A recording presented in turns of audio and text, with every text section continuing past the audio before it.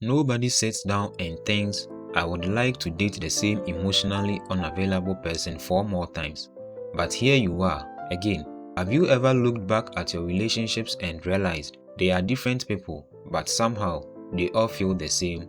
Maybe they all ignored your feelings. Maybe they all pulled away when things got serious. Maybe they all made you feel like you had to end their love. At some point, you stop asking, why do I keep meeting people like this? And you start wondering, why do I keep choosing them? Because sometimes the pattern isn't in the people, it's in us.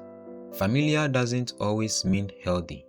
One of the strangest things about human beings is that we often confuse familiarity with compatibility. We don't always choose what's best for us, we often choose what feels familiar. If you grew up with someone who was unpredictable, warm one day, distant the next, you didn't just survive that, you got trained on it. Your nervous system learned that love comes with static. So later, when someone is calm and consistent and actually shows up on time, it can feel off. Not bad, just unfamiliar. And unfamiliar often gets mislabeled as boring. Someone treats you well, consistently, and you find yourself testing them, pulling back a little just to see if they will chase.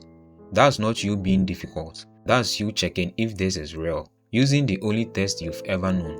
Meanwhile, someone who is a little inconsistent, a little hard to read, that can feel like chemistry. But it's not chemistry, it's recognition. Your body is going, oh, I know this dance. It's like listening to an old song. Even if you don't like it anymore, you still know every word. That's what familiar emotional patterns feel like. And familiar isn't the same as good for you. It just feels more like home. We are often chasing old feelings. Sometimes we are not falling in love with a person. We are trying to solve a feeling we've carried for years. Think about it. Have you ever wanted someone to choose you so badly? Not because they were perfect, but because if they finally loved you, it would somehow prove that you were enough. That's a heavy burden to place on another person. If you grew up having to earn attention, you will be drawn to people who make you work for it. Not because you enjoy the struggle, but because earning it is the only version of love that feels legitimate to you. Easy love can feel suspicious, like it's a missing step. Many relationships quietly become attempts to rewrite old stories. If this person stays, maybe I will finally feel worthy. If I can make this relationship work, maybe it will erase the pain from the last one.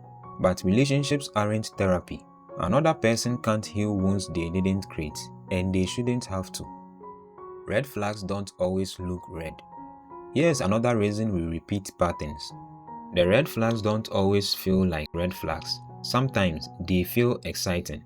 The inconsistency feels like chemistry. The emotional highs and lows feel like passion. The unpredictability feels like love. But healthy relationships are often surprisingly calm.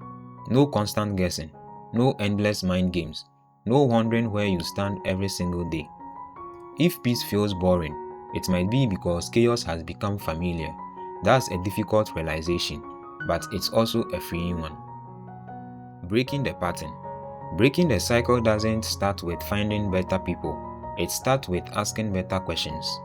Instead of asking, why don't they choose me? Ask, why am I comfortable chasing someone who doesn't? Instead of asking, how do I make this work? Ask, why am I ignoring the things that are already hurting me? Choosing differently will feel like a loss at first, even when it's an upgrade.